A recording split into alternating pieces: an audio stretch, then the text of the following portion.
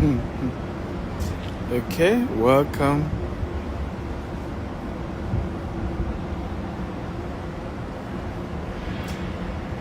Tell me your name.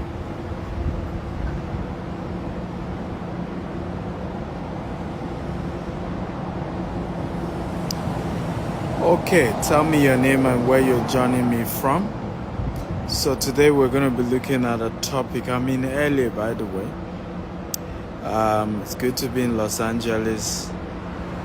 And we're going to be looking at how real estate changed America and how real estate is going to change Africa if we take responsibility, right? So this part of downtown LA, and I'm in one of these hotels here. It has over 1,300 rooms. Very iconic building, 4 towers, very uniquely built. And when you look at the entertainment industry, of course, I'm sure every one of you know that Hollywood and LA are like 5 and 6, in terms of Los Angeles and the whole Hollywood and all of that, the entire movie industry. But whether it's healthcare in America, whether it's movies in America, whether it's technology in America, one common denominator that you see in the whole of America is real estate. Okay? Everything had to be built on massive real estate asset. Okay? And for me, this is how success is bartered. This is how wealth is created. And if you're serious about building wealth anywhere in the world, that's what you want, right? Investing heavily in real estate and understanding how the real estate sector works. But tell me your name and the city you're joining me from before I get too deep into my conversation today, okay? Your name and where you're joining me from. Because my angle of conversation, I really wanted to go to that dimension of come on. Now I know I'm in LA, it's loud. Melvis, how are you today? Say good days, Melvis from San Francisco. Hey Melvis, thank you for helping out. Melvis was with me in San Francisco. He dropped me at the airport on my way to LA. I have Da Silva from Brazil. How are you, Da Silva? Thank you for joining. Who else is here? I have Bright from Nigeria. Bright, welcome. Oladipupo from UAE. How are you doing today? Isaac from Port Harcourt. You're welcome. You're welcome. Easy from Osogbo, Nigeria. Welcome. David from Benin City. Oyinda Mola from Ibadan. You're welcome, and it's good to have you guys here, and thank you for joining today's conversation. So I would like today's conversation to be very interactive. I'd like you to comment when I want you to comment. I'd like you to share the videos and invite a lot of people to join us in this conversation. How real estate changed America, and it will change Africa if we take responsibility. The first thing I'm going to say here is how... Okay, let me ask this question. How many of you, who do you think built the real estate asset of America? Was it government or individuals? Okay, so I'd like you guys to type. Who do you think built the real estate assets or the real estate infrastructure in America?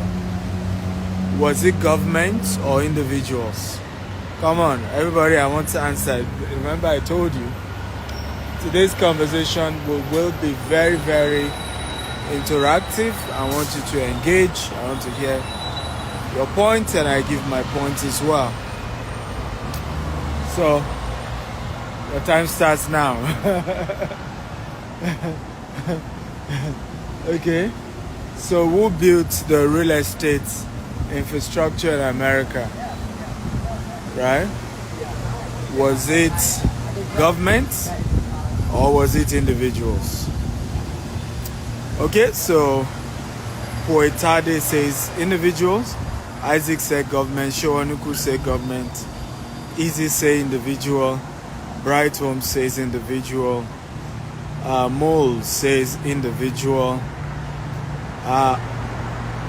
Ashan Su says government. Okay, the answer, drum rolling. Yeah? You see, LA is LA, it's loud. Los Angeles is loud. The only place I know this loud is Lagos, Nigeria. Los Angeles is loud. I've seen all manner of drama on the road here. But back to the conversation. The answer to that question is individuals, right? So I'll ask you a simple question. A simple question, because this one even has enough data, okay? And I'm going to refer you to where you're going to confirm that. The rail network in America, the rail line, when they were building it, was it individual that built the rail track? Because it was the rail line that started the Industrial Revolution in America, the trains. Okay? Was it individuals that were behind the trains, the rail line, or was it government? Okay? I want to hear your opinion on this. Come on, guys, I'm waiting.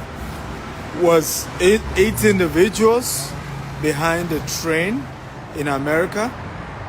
Because that was very instrumental in building the America you see today.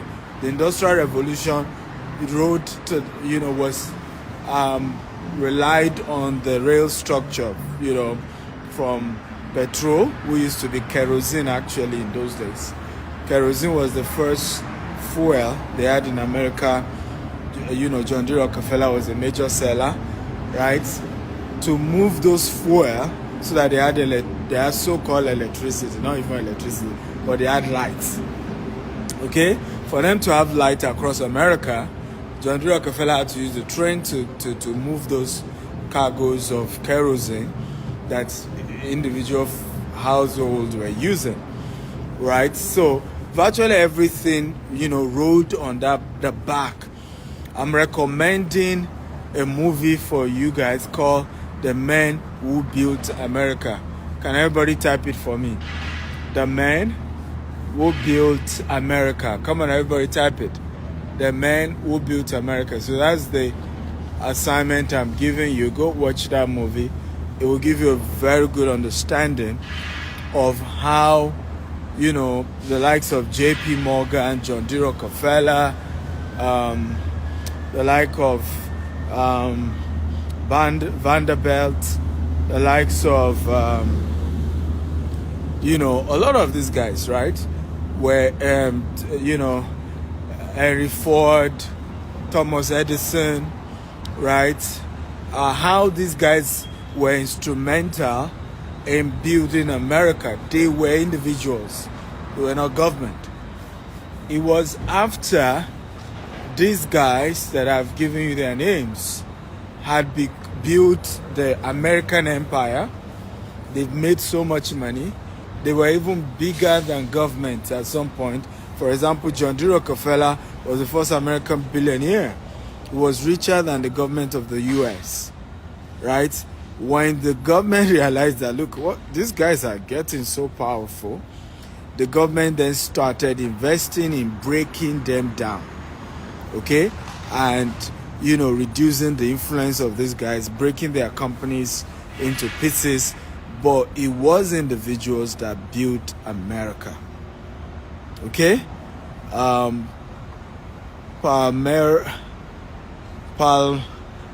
Eradini says, who says good things can't come out of Osu? Great Osu. I mean, yeah, great Osu. Thank you, my brother. Great things can come out of anywhere. But back to, are we learning, guys? If you're learning type, I'm learning. I want to be sure that this conversation is very helpful to you guys. Are you learning? If you're learning, kindly type, I'm learning. I want to be sure. And please invite people, get more people to join us in this conversation. Okay, so share this and get your friends in here. How real estate changed America and how it will change Africa if we take responsibility. That's the conversation we're having today. But back to my talk, okay? We need to know that America was built by great individuals and they took responsibility. Yes, government had to structure, government has to constantly, what I even see is that every time the American government is always behind the technological advancement of the nation, and that's the truth. Look at what's happening with social media, right? Says social media just came as one of those innovations from America. Till today, social media has not been regulated yet in America. Okay, it may take you another 20 to 30 years before the government will now say, okay, this is the law. Right now, years to come, because government is now heavily regulating social media, our own grandchildren might even think government started social media. And then you see people comparing and say, don't you see how social media works in America? Oh, the government did this. It wasn't the government that even started it. The government was even later playing catch up.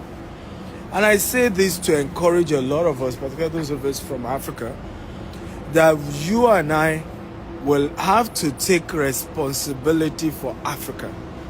I want everybody to say, I will take responsibility for Africa. Come on, guys, talk to me. Type, I will take responsibility for Africa. And I'm talking to everyone. You could be an African American. You could be African Caribbean. You could be African, whatever it is, right? You could even be white, but somehow you have a strong connection with Africa.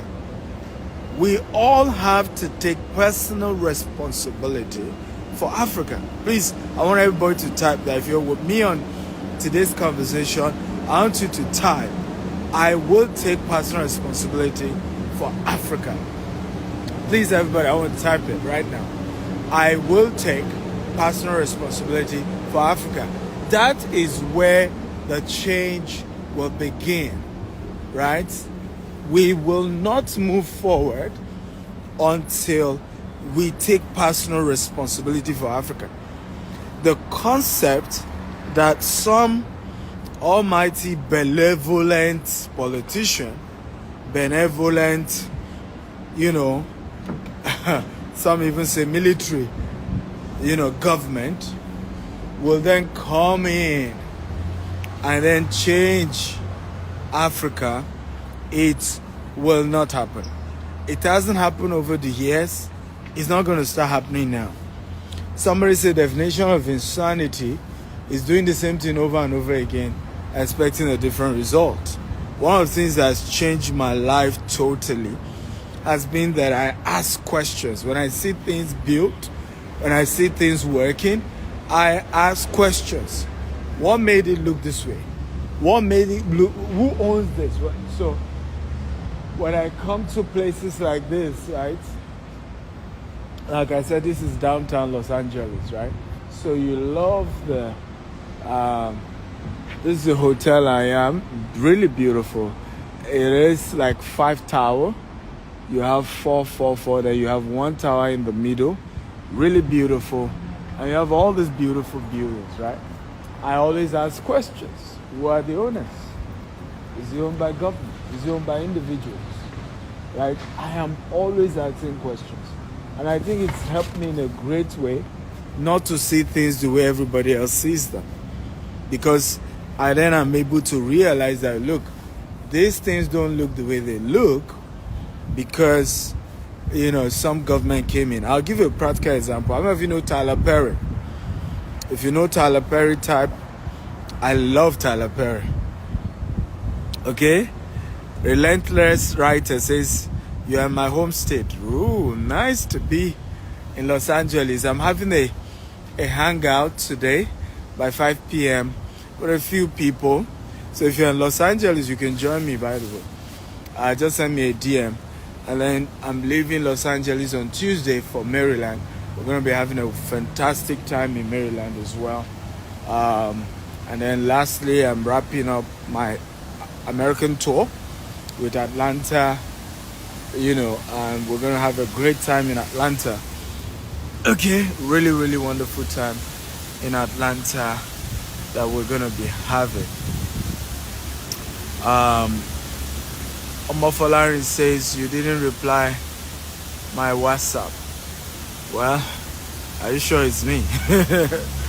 It's just like social media. People think I'm the only one that manages my social media. We're 4 that manage my social media. But send me a DM right now. Once I'm done with this show, I will read your message. Relentless Writer says, I'm in Sacramento. I wish I was closer. I would have showed up. I trust you would have. Certainly. Dave says, I love your car. Thank you. Appreciate it. But back to my conversation so that we don't lose touch, right? I know you all love my looks and all that. Thank you. Back to my conversation. One of the major problems we are facing as a people, and I was talking about Tyler Perry, right? How many of you know Tyler Perry and you love the guy? If you know Tyler Perry, type, I know Tyler Perry. If you then love Tyler Perry, please type, I love Tyler Perry. I know Tyler Perry, not one-on-one, but I've seen his movies. I follow his track record. But not just that, I love Tyler Perry. Okay? And one of the things I love about him is part of this conversation, and it's critical to what we're talking about today. Please, everybody type. If you love Tyler Perry, type, I love Tyler Perry. If you have heard of him, type, I know Tyler Perry. I love, like I told you, my classes, I want engagement. I don't like talking and then you're just watching. You want to comment, okay? It takes my energy and effort to share with you, and then you can as well encourage me by just commenting, right? So Tyler Perry shared this story, and I agree with him 110%, that he used to have this conversation with his colleagues in Los Angeles and of course all over America. His colleagues who were into of course they were into the movie industries, and there was so much complaint about racism. There was so much concern that when they give out words, they're only giving blacks, they don't even recognize most of black people. We do a lot of movies in Hollywood. Is built at the backbone of a lot of black actors and actresses, right? But again, in his own argument, most people did not, they were complaining about how they feel that they were not well recognized. And Tyler Perry said something to most of these people. Our focus shouldn't be on getting awards. Our focus should be on owning the industry. It's like I kept telling many of them, we need to think of how to come together and own the industries. Because yes, whether they give us awards or not, I mean, when you look at some of these other so-called awards, music, for example, a lot of black people are recognized in the music sector. But even with the recognition that they give black people, blacks don't own most of these record labels, right? Sony Music is not owned by a black man. We need to face this fact. And no matter who you are, a good portion of your money goes to that, no matter what music you're able to produce. So blacks don't own the studios Tyler Perry was sharing with these people. We need to own the studios. Blacks don't own the television stations.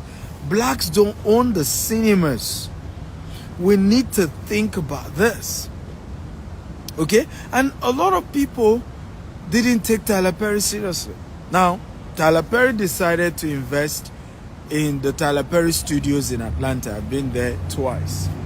Beautiful, massive. In fact, bigger than bigger than HBO, Universal, like bigger than top two, put together. The part, of course, that I'm sure Tyler Perry will then work on, which of course in the next 20 years you will see him do that, is the franchise and the resort part. Because what they've also done, Disney, Universal Studios, is not just the studio, they've invested so much in the parks. So, you come in, last year myself and my wife, the kids, we went to Disney World, right? And, you are not just seeing the studio, you're seeing in terms of the entire park and all of the, merchandising and all of that they've had to do. And I think strongly Tyler Perry kept emphasizing that the priority needs to be about ownership. And guess what has happened today? Because Tyler Perry now owns the studio, and guess what? Black Panther was done in his studio. Now most blockbusters movies are done in Tyler Perry Studios. The award has started coming. Do you see the point now? All of what they, others are crying that they were not giving them, Tyler Perry is now beginning to get it because he owns where those things are done, right? He's the owner of those studios, of those places. Now, back to the initial conversation we started today's conversation with. Tyler Perry bought over 300 acres of property you used to own. It was owned by white, slave masters. Okay? It was, I think, a plantation where slaves had to be working for their white masters. And today, a black man owned that same property. Okay? And a lot of white people now work for him. And that is really how you change the narrative. And my argument has always been, if you and I want to change inequality among black people, racism among black people, we have to come together and work so that black people own things. We can't continue. You see, the victim mentality isn't going to help us. It is difficult. I have a lot of a few white people who have worked with me, and some are still working with me. It is difficult for any of my white employee to be racist to me, right? He's going to lose his job. Straight up. So, and the reason why some of these things are easy to perpetrate, is because the white guys still run the show. You may be the face in the front, but behind the scene they still run it. I see now a lot of companies are now beginning to work on, okay, let's employ enough diversity. It's the language all over, the boards all over America. Oh, they need diversity in the workplace, and they're trying to get a lot of black people into the system. And some companies use, blacks, CEO. I'm not interested in just the CEO. I'm interested in the shareholders who own the company. Okay? Are majority shareholders of the companies black?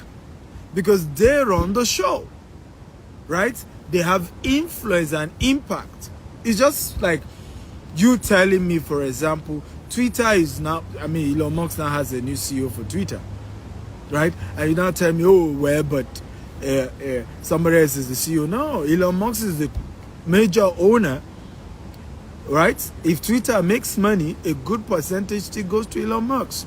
So we have to start thinking, because, and this is where it then ties to real estate, because all this, whether it's movies, it's all real estate. Real estate is the vehicle for every commercial activity. Every single commercial activity requires real estate to survive, right? Just in front of me now, just for purpose of illustration, you have Deloitte, right? That's Deloitte right there. Okay, you see, obviously consulting firm offices. You have, I think I saw PricewaterhouseCoopers, PwC as well, not too far from this place. So this is office. This is U.S. Bank. This is Bank of America. This is the office. Then there's a hotel not too far off. Now, all of this, there are different things doing different things. There's a library down there, but everything is standing on a land, on a piece of property. So there is no economic activity that can take place without a land. Okay?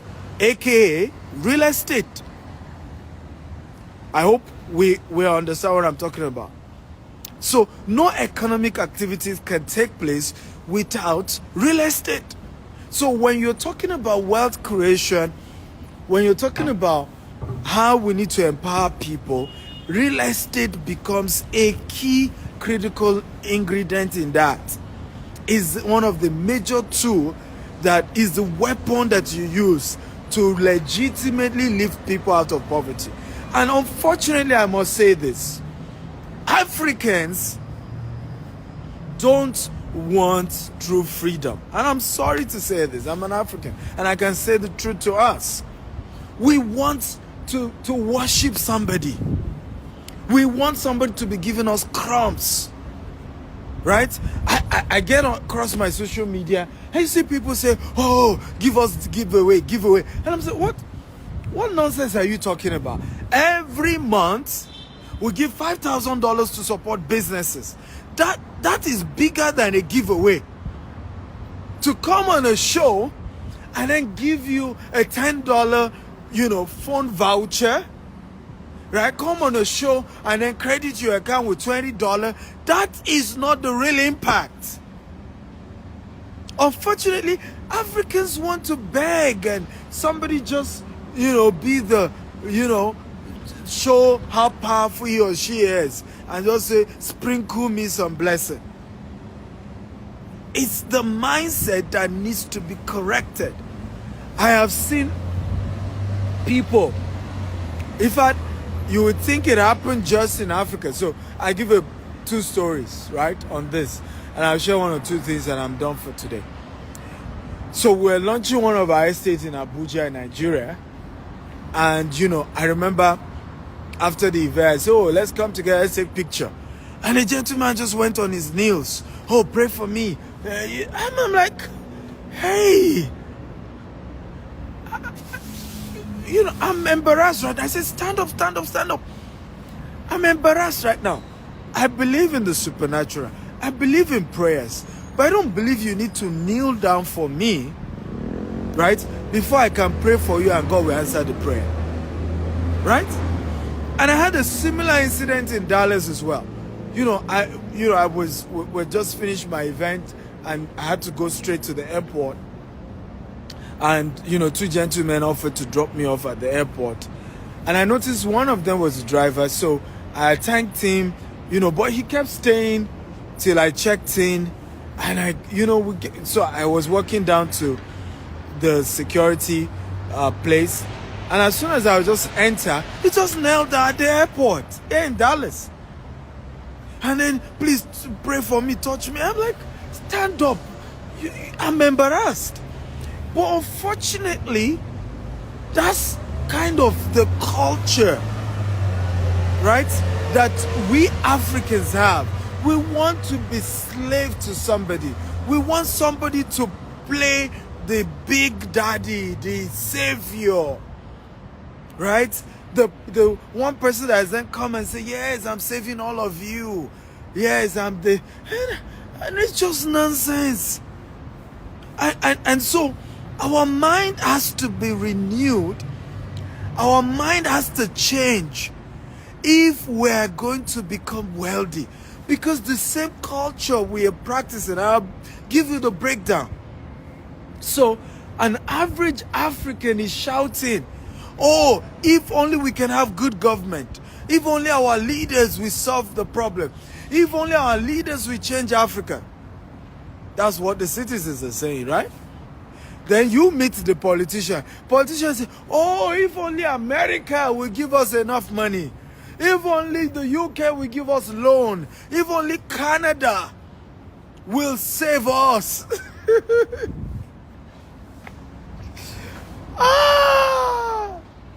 So, every one of us is pushing the blame to somebody else. And so, I go back to the beginning of this conversation. Who built America? Government or individuals? Who built America? Okay? Who built America? Today, America cannot have any conversation without talking about the middle class. Right? The middle class. The middle class. What really... Who created the middle class? Right? Unfortunately, a lot of people are not even aware of this dynamic. What created the American middle class? The American middle class came about because of Henry Ford, J.P. Morgan, John D. Rockefeller, Andrew Carnegie. These guys had employees running to hundreds of thousands. There were conversations about increasing minimum wage, right? And as soon as the minimum wage for these workers were increased, you then had a growing middle class in America. And because of this middle class, they were in turn doing business again with these same big companies as well. So the money kept circling back to the rich men who created the middle class in America. So if America is what it is today, because some people took responsibility, and we call them the men who built America. You can go to YouTube, you can Google it, the documentary series, The Men Who Built America. I want to beg every one of you to watch it. Okay? How many of you will promise me you're going to watch The Men Who Built America? I don't care where you live, even if you're an American. You need to go watch it. If you promise me, just type, I promise, I promise. I want every one of you here to go watch that documentary, The Men Who Built America. Because it's then going to give you the right perspective as to how you need to then position yourself, okay, for the changes that you desire. Whether it is here in America, whether it is back in Africa, wherever in the world that you desire change, you need to watch the story of the guys who made it happen first for America. And suddenly your mindset begins to change to say, oh, it was individuals. Because you're going to see how the individuals started it. How many of you know, for example, let me ask this question. I hope this will get you to be more curious to go and watch it. How many of you have heard of the Federal Reserve Bank of America? Okay? If you have heard of it, type I've heard of it. The Federal Reserve Bank of America. Okay? If you've heard of it, type I've heard of it. If you've not heard of it, just type I've not heard of it. The Federal Reserve Bank is an equivalent for, in Africa, we call them the central bank. Okay? In Africa, we call them the central bank. And when you go back, to that, environment, right? We call them the central bank in Africa, but you call them the Federal Reserve Bank. Do you know, and I want a yes or no, that at a point in America, one man acted as the Federal Reserve Bank for America? If you know the story, type I know. If you don't know, type I don't know. And then if you know, then name the person. A season in America, one man acted as the Federal Reserve Bank of America. When there is recession, the president calls this one man and tells him to bail out the country. Yes, in America. One of my biggest success secrets, I'm an historian. I research subject of finance, wealth, and how nations evolve. Okay? How they built their wealth. And it's changed my mindset. Now, one man in America, you can Google it, was this Federal Reserve Bank in America. The president will literally have to call him, okay, when there is recession, to bail out the country. Okay? Obakash me says Rockefeller. You're wrong. Wasn't Rockefeller. Right? Chike Chuma says JP Morgan. Oh, you got it. That's the guy. JP Morgan at a point was, okay, the Federal Reserve Bank in America. JP Morgan. In fact, it was during Theodore Roosevelt. Even during Theodore Roosevelt, he still needed JP Morgan to bail America out. But he was the one who then, after that experience, because imagine you, the president, being at the mercy of one man called JP Morgan. He was an investment banker. He was so rich. He knew how to organize funds. He bailed out the rail companies. He bailed out different industries, right? He became so powerful, right? So Chase Bank, you're right. JP Morgan evolved into Chase Bank. The bank he started eventually became Chase Bank. And he became so powerful, the president needed him, right? And it was during Roosevelt that he finally created the Federal Reserve Bank to say we can't continue to call on one man each time the country is in crisis to come and bail out the country. Ladies and gentlemen, why have I had all this long conversation with you guys? Okay? I have had this conversation to establish the fact that you and I need to take up our responsibility, okay, as the people who will be instrumental in changing our country. Nobody's going to do it for you. Nobody's going to fall down from heaven and change your nation. I don't know what part of Africa you are from. I don't know where you live. But whatever change that you desire in whatever country, you and I have to take responsibility. Somebody said something powerful. You are often created to solve what irritates you the most. A lot of the things you see and you just hate. I don't like this thing. I wish things can be better. Many times, that is what you are created for. For me, I've taken up that responsibility in the real estate sector. Not only to build massive real estate, okay, like all these big towers you're seeing. I want to own them. And I'm working on building them. That's why you see me expanding big time in America and here in America, and of course back at home in Africa, in Dubai and all that. But I also want to inspire a generation, because I understand that it's not something just one man can do. One man can't fix the whole thing. A man can be catalyst to fixing one of the sectors. Okay? Unwa Maji says we need the right environment to take responsibility. That is part of the slavery mentality the colonial master has taught you. Who created the right environment for JP Morgan? These guys started the industry. Who created the right environment for Facebook, Mark Zuckerberg? Who created the right environment? We're talking about sectors. The storyline, I intentionally gave you the story of the men who built America. America 200 years ago, 300 years ago was a mess. A big mess. It was a very divided country. And it wasn't also a rich country. Most people still don't know that America was colonized as well. Okay? People don't get that part. But people rose in America And their own success eventually was what then changed America. So the lies that we've been told over the years, and many of us don't want to get out of that lie. Okay, I started back in Nigeria with just $1,000. Today I've built an empire, across. Next week I'm signing a $5 million property we're buying here in the US. I started back in Africa. If I continue to take the story of, nobody had ever, my lineage, nobody has ever handled what I'm handling today.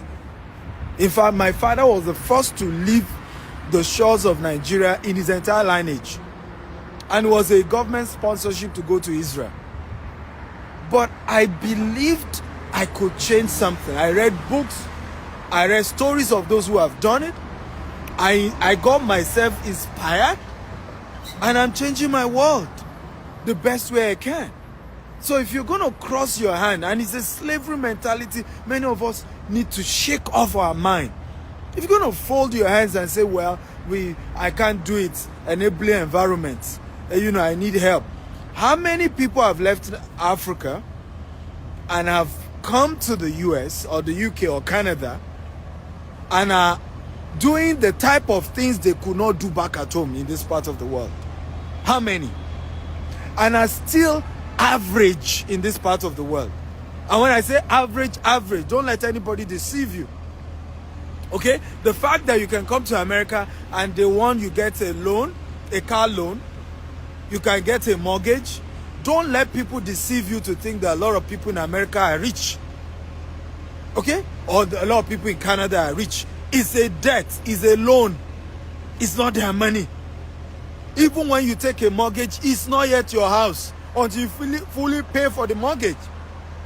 Right? The lender can take the property from you if you miss certain payments.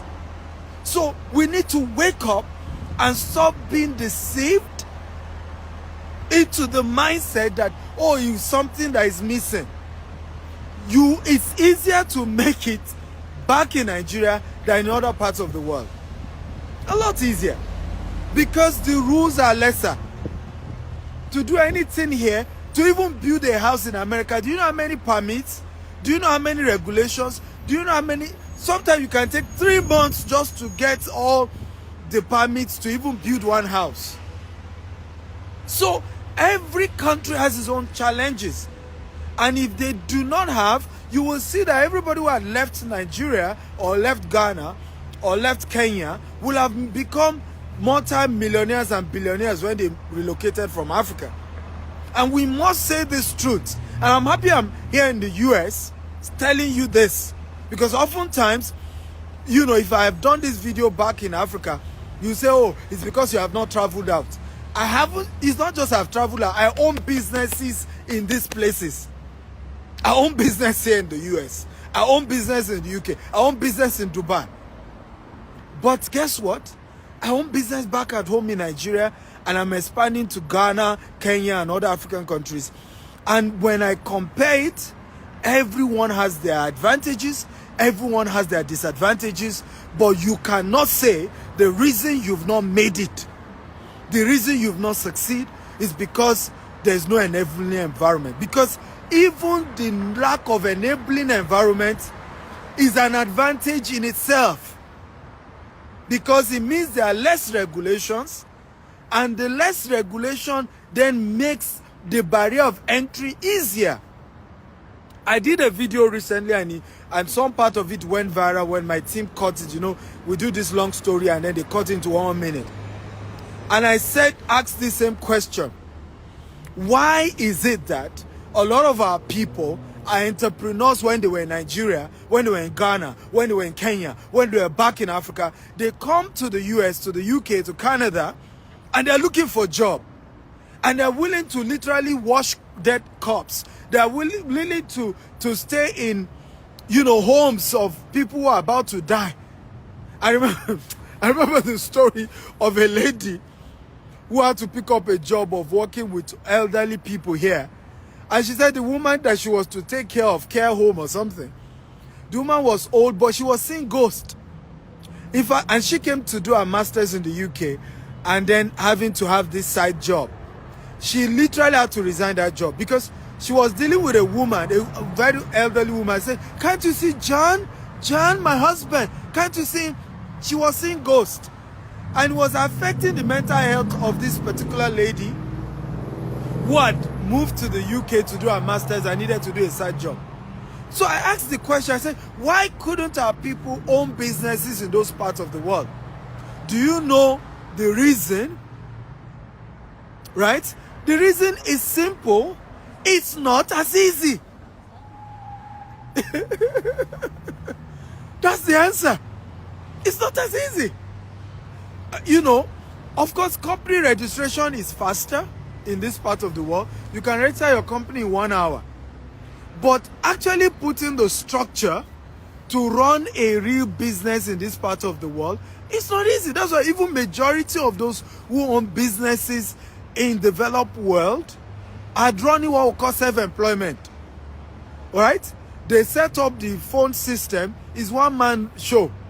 Some maybe 2 person, the owner of the business and 1 secretary that maybe comes in twice a week or 3 times a week. Because it's really tough to employ people, pay salaries, pay rents, and pay all these bills. So it's even easier to start a business in Africa than it is to run a business in this part of the world. And that's why a lot of our people, when they come, they were entrepreneurs when they were back in Africa. When they come to this part of the world, they're just looking for a job, okay? And can't wait to get the next job and move on with their lives. Because when they analyze it, when you properly analyze it, it's not that easy to run a well-structured business here in America or in the UK or in the US or in Canada or other parts of the world. Have we learned something today, guys? If you learned something, type I learned something. Come on, talk to me, guys. Okay? If you learned something, type I learned something. So, very important that we need to begin to change our mindset. Okay? Change our mindset and begin to believe in ourselves, because nobody is going to believe in you but you. You are the one to believe in yourself. You are the one to see the potential and possibilities. You are the ones to begin to think and understand what is more important and what needs to be prioritized. Okay? You need to know that. Nobody else will know it for you. You have to sit down and say, what am I going to prioritize? I'll give a practical example. I want to do a real estate deal here in America. Right? Let's say the real estate deal is $5 million, right? From day one, I can get a loan for $3.5 million. Okay? From day one. But guess what? I have to work on myself to be bold enough to take a loan of $3.5 million to do a real estate deal. I hope this makes sense. Okay? I have to be bold enough to know that the interest rate is 10%. Because right now you have a lot of high interest rate, right? I have to be bold enough. I have to equip myself enough. I have to build mentorship relationship, okay, that can support me all through that process. So, it's possible to make it anywhere in the world. I'm a proof of that. But you have to believe in you. And you have to know what matters the most. You have to know how economies are built so that you even know what you're prioritizing. Okay? And one of the things that builds any economy is the real estate sector. Because every economic activity needs to stand on real estate. So you have to begin to think, how do I may be a tech person. I went to Facebook, Google campus, and I showed you guys, and you can see how massive their campuses are. The massive real estate investment, right? And the reason why I'm showing you all of this is so that you then understand that the backbone, what must be the backbone of your business must be real estate. You could say you want to do restaurant business, but you have to think of owning that restaurant. and having all the knowledge about how to structure the finance such that in no time you can be the owner of that restaurant. Not just that you are paying rent, okay?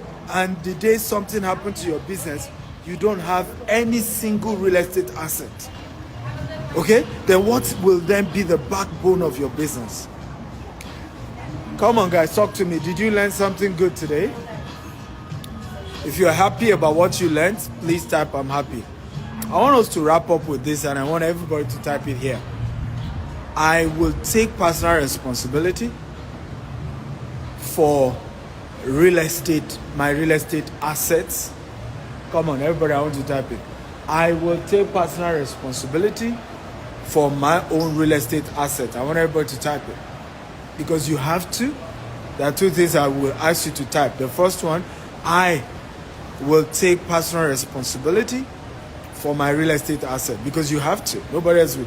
Well, you have to sit down and begin to think of how to build your own real estate portfolio and how to build assets and wealth in the real estate sector anywhere you are in the world and anywhere you desire in the world.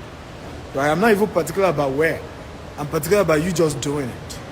Okay, that's the starting point. Is when you start, then we can then begin to think of best locations or not. But you need to start first. Start by taking responsibility for your real estate asset. The last point I want you to type: I vow to take responsibility for the real estate development in my country. Because I'm aware some of you watching me, you might not be from Africa, okay, or from Nigeria, or from, so whatever country, El Salvador, Venezuela, Hispanic, whatever, I want you to type it. I vow to take personal responsibility for real estate development in my country. That's one of the things I am doing, okay? I've taken personal responsibility to building 200 estates across Africa between now and the year 2035 with 25,000 green and smart home, golf courses, polo club, and it's going to be, the last estimate we did was going to cost $20 billion to do that. We already have 30 estates at the moment and we're adding more to it. So I'm not challenging you to do what I've not done. I myself am on that journey. I've started buying estates, land everywhere. But I didn't stop there as well. I of course, right now I'm diversifying heavily. So I'm not just doing real estate back in my country. I'm doing it globally. But at least I started with my country as well. I took responsibility for, instead of blaming government, I love the street in Lagos. I don't like it. So today I'm building my own city. Now, right now, in some of our estates, we're using solar, and the goal is to use solar for all our estates. We're using solar, we're using Starlink internet, which is satellite. You know, we have, solar street lights. We did the interlocking for the road. We're taking responsibility. Rather than every estate I'm opening, I'm doing my roads. I'm not waiting for government and say, let's go and beg government. Let them come and do road for our estate. No, I will do the road in the estate. I will build the model type of estates that I want. And I'm doing this back in Nigeria. And every one of you can begin to take responsibility. You may not do at the scale I'm doing.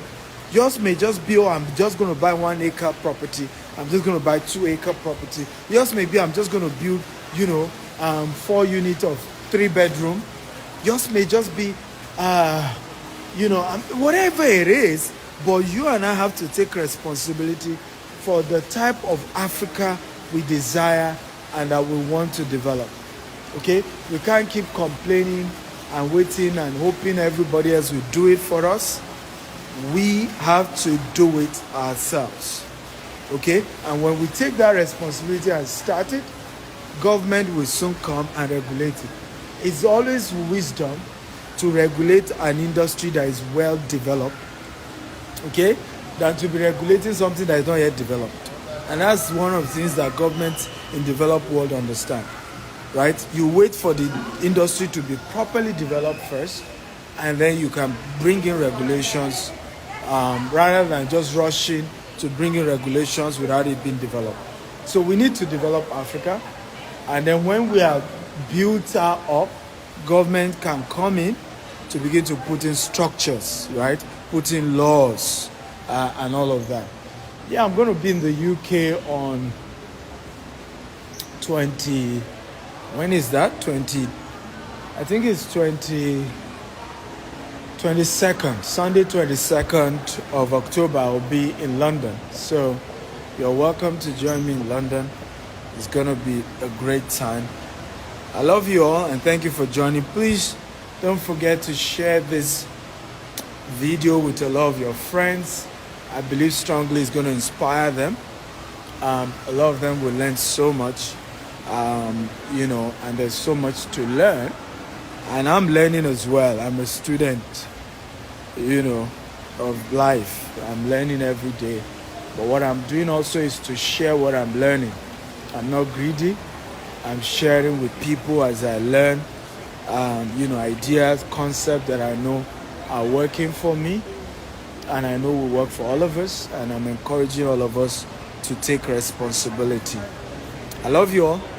God bless you. Happy Sunday. Don't forget, share and get more people to watch this video, okay? My YouTube handle is Dr. S. Akintayo. You can go there. There's tons and tons of content there. Dr. S. Akintayo. My TikTok as well, Dr. S. Akintayo. There's so much content there. That's DRSAKINTAYO. So much beautiful content there. So go there. You'll learn more. Love you all. Have a wonderful. By the way, if you're in Maryland, in the US, send me a DM. I have few tickets left. If you're in Atlanta, send me a DM. I have few tickets left. If you're in London, you want to come for my London event, send me a ticket. I think we have few free tickets left as well. Just send me a DM. If you're in Singapore, send me a DM. I'm going to Singapore as well.